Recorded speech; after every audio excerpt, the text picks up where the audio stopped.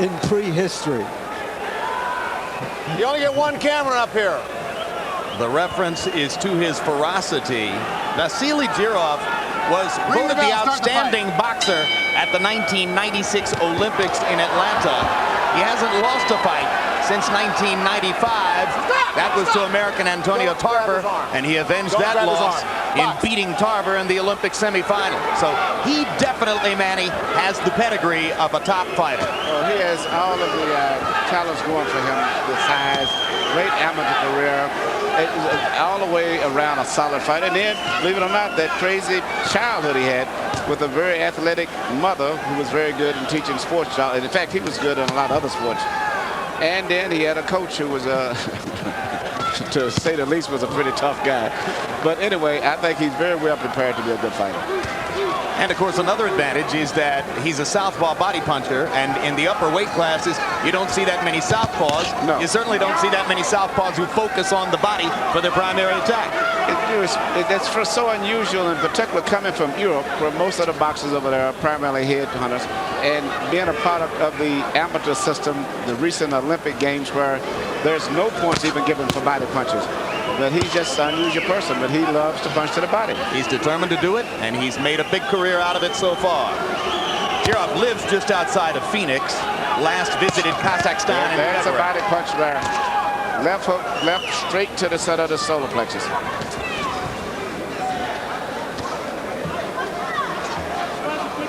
Letterlough knocked Gonzalez down 3 times in his most memorable fight.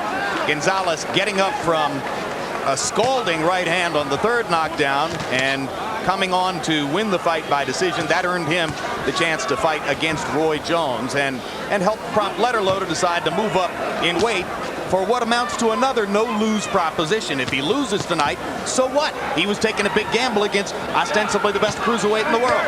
This is a good fight for Letterlough. I mean, it's a fight that he's going to win some money, so to say, has a chance to win a fight, particularly being a puncher. Yep, always has the puncher's chance. Always has a puncher's chance. And when you consider where he was 48 months ago, to be fighting for the championship of the world here on HBO, he's come a long way, and he's been very blessed.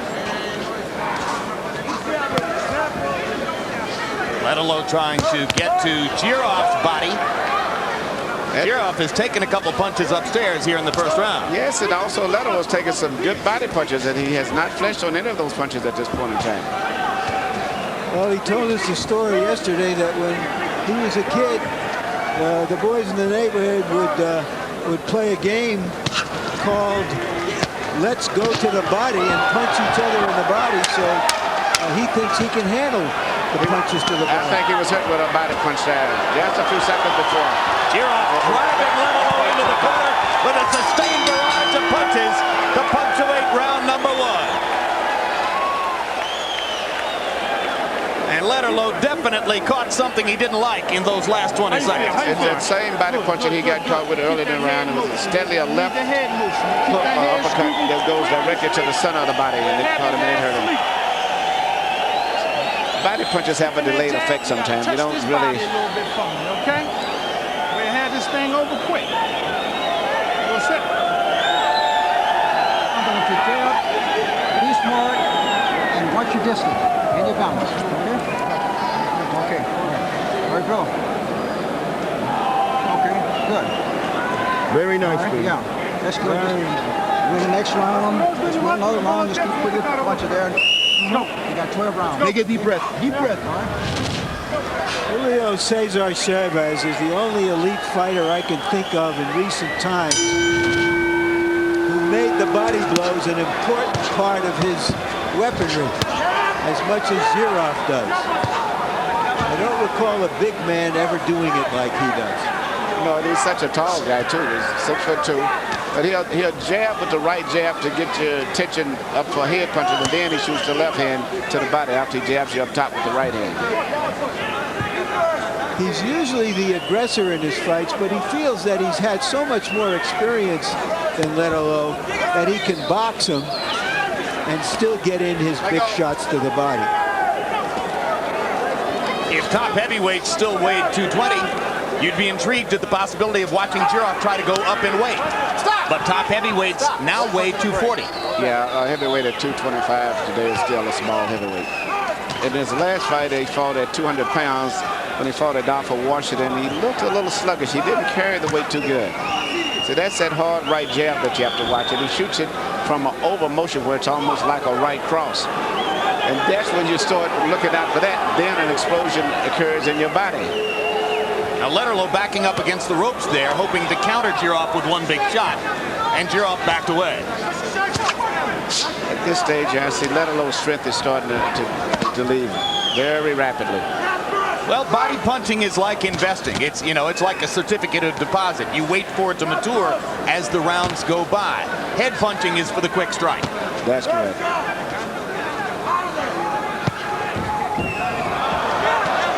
Letterlough off balance. Jirov decides to drive him into the ropes. That hard right jab has been very effective now.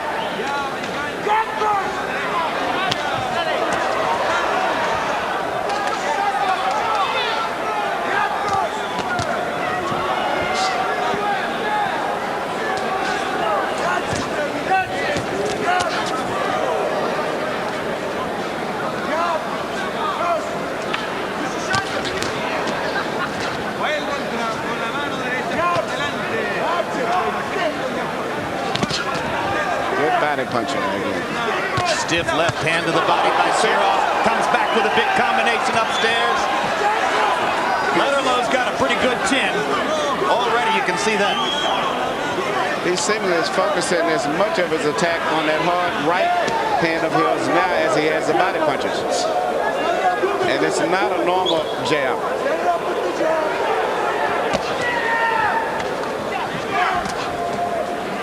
Jirov trying to drive his left hand into Letterlough's belly. Letterlough hasn't thrown many right-hand punches here in the second round. And he's more likely to change the course of the fight with a big right hand than a big left. On Thursday, September 13th. Jirov showed the right hand in that round and appeared to be outclassing Letterlough. Letterlough is going to have to land something damaging to keep Jirov off him soon.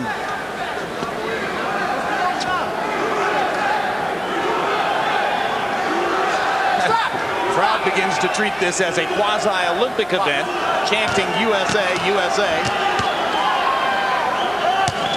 Jirov, no doubt, in international competition has heard that before. I'm quite sure he did in '96. When he was beating Zarker in Atlanta. Yeah, and Tommy Otaro.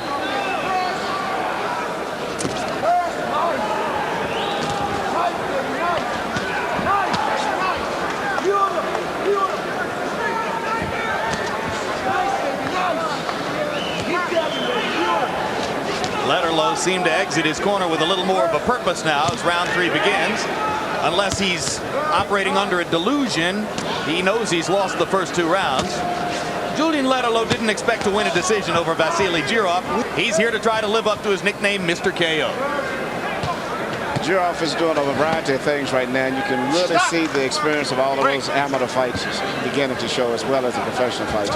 He's mixing up his attack, body punches, head punches. That left hand may have hurt Jirov. Big left hand by Letterlough. He seriously hurt him too, because he never expected it. Jirov thought he was going to try to finish Letterlough, and Letterlough banged him with a left-hand shot. That momentarily changed the fight. And he needs to get back to that left hook again.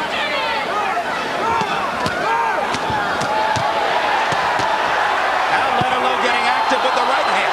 Jirov hits him with a crunching right. Letterlough wobbles. They're starting to trade bombs here in round 3. Body shot by Jirov to the middle of the belly.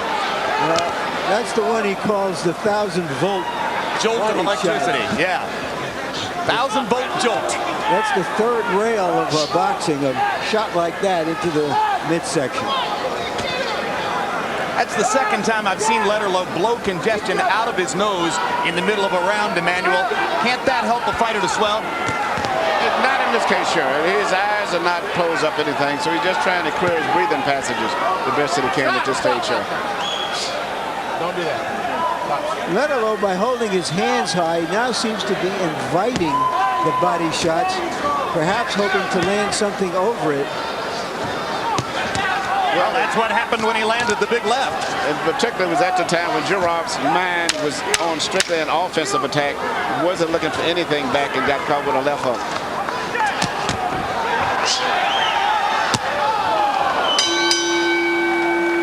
Big shots from both sides.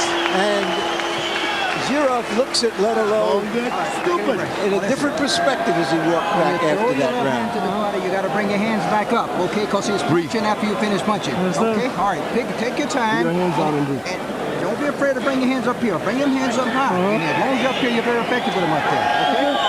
Keep working behind the jab. Now, Got to keep that hand moving quicker, baby, because you're looking good when you're doing it. You're looking good. He's trying to come in tight to you now. He's trying to fight tight.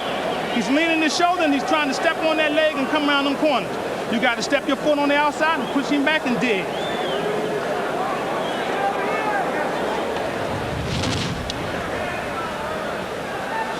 There's the shot when the fighter is supposed to go oof.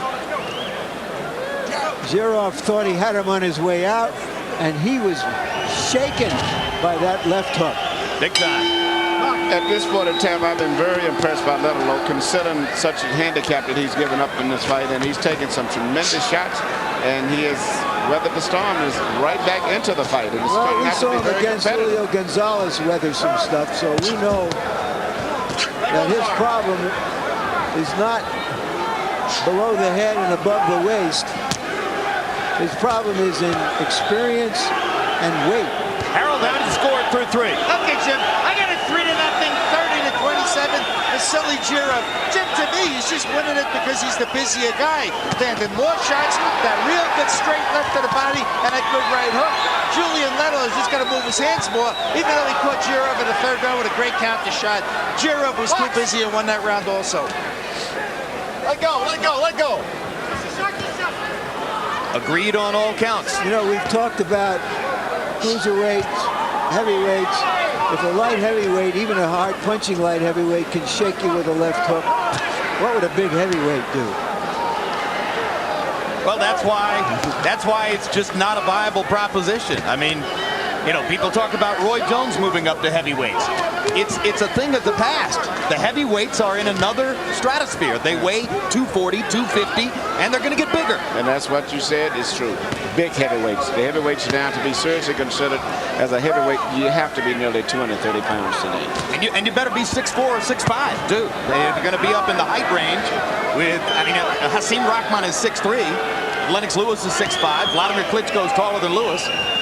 What was so effective for Mike Tyson? Mike Tyson was not physically a big guy, but he had such tremendous punching power and such speed and intensity and ferociousness that it neutralized the bigger guy's size. But all of these, supposedly Mike Tyson system, who punch hard, but they don't have that speed that he had. He attacked with such speed that he could get away with that and neutralize that physical disadvantage. Hey, the place to see fighters like Tyson in the future will be here in the cruiserweight division, if they exist. Let go, let go, let go.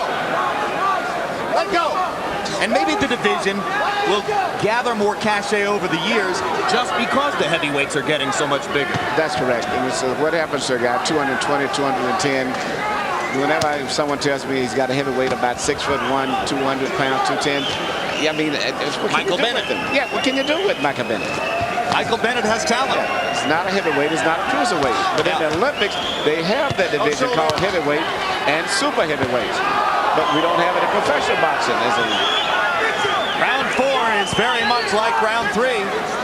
Both guys trading big shots. You know, one thing I've noticed is that Letterlough almost never uses the left hand as to jab with. We pointed out before about how he can't straighten it out. That can't help him either. The absence of a jab, and you saw the CompuBox numbers saying that 29 times Letterlough has thrown something that looked like a jab, not landing any of them, and of course Jirov has been efficient with his own jab. Uppercut. New weapon in the Jirov arsenal.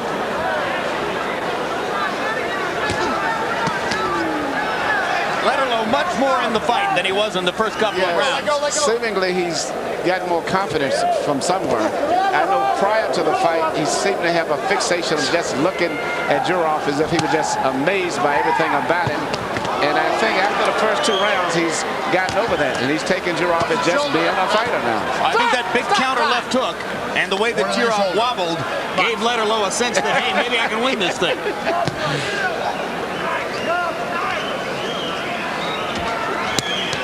Well, his cornerman, Gary Nicholson, has a lot of confidence in himself being able to win the fight. And that's one thing that when the cornerman gives up, that hurts you a lot. But his cornerman is very confident that Julian can still win this fight. And Gary Nicholson asked Letterlough to go to the body in this round. And you saw Julian trying to get to the body with the right hand there. He seems mostly inclined to punch upstairs. But hey, why not try to go to the body against a great body puncher? He's bound to respect it.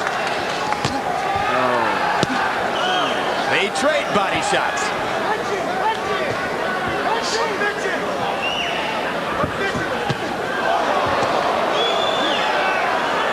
Both of those punches were glancing blows on the top of the head. But all 5 of them was glancing blows.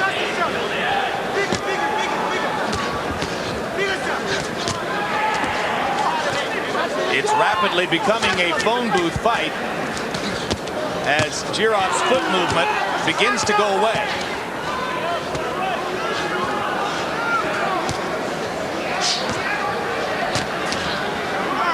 Neither man has been down so far, and that's a tribute to the staying power of both of them.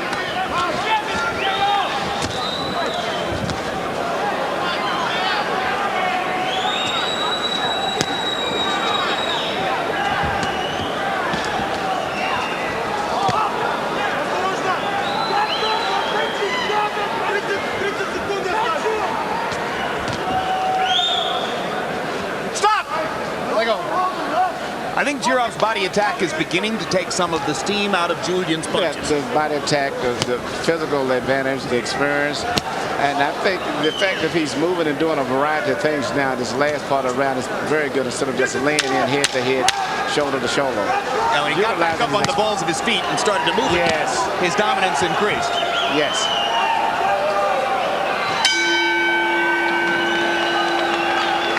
The amateurs, Enrique Sanchez. Round 6. Vassiliy Jirov in the tiger trunks and Julian Mr. KO Letterlough in the black. Jirov, to our eyes, has won the first 5 rounds, as you see reflected in Harold Letterman's scorecard there. So Letterlough yet to win a round on Letterman's card. Don't hold, don't hold.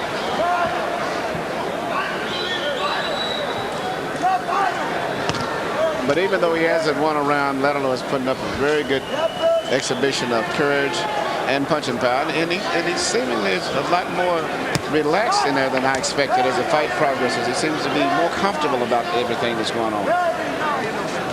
Could be a learning experience for him, right? Yes, especially when you consider I think he had no amateur fights. 0. None, yes. Yeah, and he did most of his sparring in prison with the same guy over and over and over. A fighter named Payne, who he felt could have been a middleweight contender. But Payne was smaller than Letterlough, so he was sparring against a guy who boxed him day in and day out.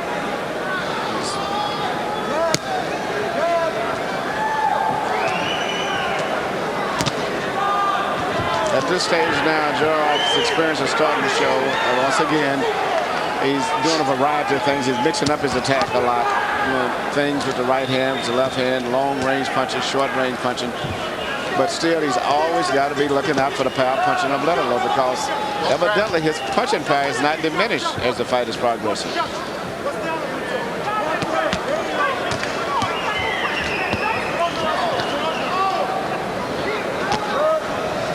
Tyrone Payne is the name of the fighter that Julian Letterlough boxed with in prison. Nicknamed Snoop. Julian says, I think he'll be watching tonight. They should be very proud of him, too, considering where he's at right now compared to where he was before. Tough background. Met his father in the prison system. Had never met his father. And at age 17, he met his father while in prison. Amazing. He said they got along well. Hell of a place to meet your father, to meet any relative.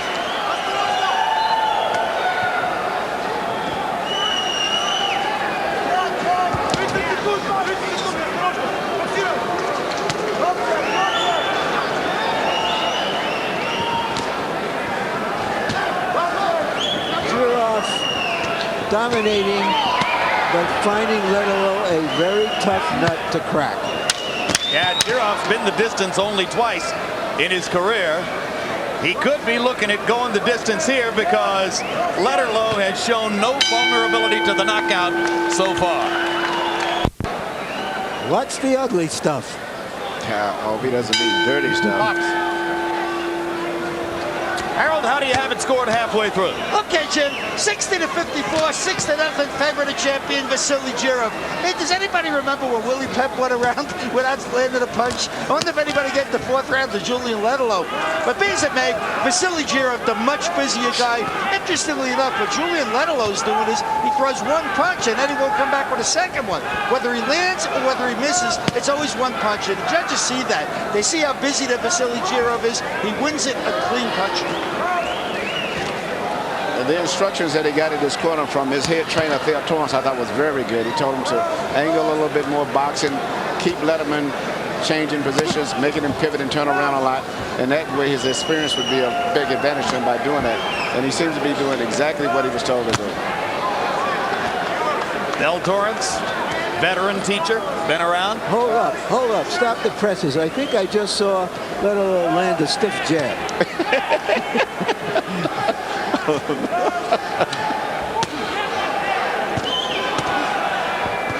Man bites dog. Speaking of man bites dog, that sadist trainer who had Jirov as a child in Russia, or in Kazakhstan, I should say, used to lock him in a hallway with an attacking German shepherd by way of increasing his courage and his escapability. Yeah, and he still has the scars to prove it. And as Larry pointed out before the fight, he'd take him out to the middle of a lake, drop him out of the boat, and said, "I'll see you back at the shore." So when you consider a big lake, yeah, the miles long. When you consider his background and you consider what Mr. Letterlough has been through from his prison background, you have 2 tough guys inside. Absolutely. And though the boxing economic pyramid is quite forbidding, and Jirov will probably never make the millions he might have dreamed of as a heavyweight, living in Scottsdale, Arizona after growing up in Kazakhstan can't be all that bad. That's a world of difference. That's like going to heaven almost. not too many fighters coming from the clean streets of Scottsdale as opposed to the mean streets of Kazakhstan and Pennsylvania. Well, if he was born and raised in Scottsdale, he would not be here tonight. He wouldn't be doing this. Unlikely. In fact, you rarely see star fighters from the upper economic regions of society, but you're going to see one in the main event. Marco Antonio Barrera, and there's a left cross that backs Letterlough up into the ropes. And Julian Letterlough, after all the body punches, seemed more affected by that one big left cross than any other punch. Because he was relaxed. He didn't expect it.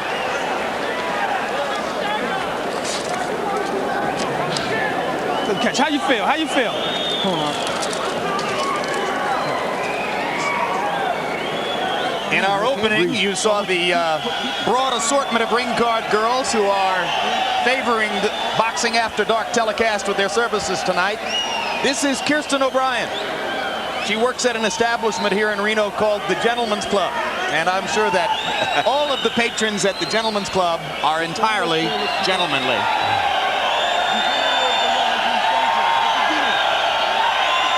Kirsten likes attention. All right. Going from the sublime to the sublime, that left hand hurt Letterlough. In round 7, by CompuBox numbers, Jirov outlanded Letterlough 36 punches to 3. But Letterlough's 3 landed punches were jabs. He's mixing up his attack very good now from all different angles. Vassiliy Jirov. Yes, and it's just going to be, I think, a matter of time now. We're going down the stretch. Think he might wear Letterlough down and get the TKO? Yes, he's worn him down pretty much now. I think, and now he's mentally, not having that experience, whereas an experienced fighter can be tired, but just do things off of instinct. Letterlough does not have that going for him. Then he didn't have too many fights. So as things get to be a little bit more fatigued, he's going to start falling apart probably a lot more. Jirov's sheer professionalism constantly on display. Head movement, not a lot of it, but enough to define him as a pro. The split step, then he moves in with either hand. The constant devotion to body punching. Fun fighter to watch if you know what the sport is all about.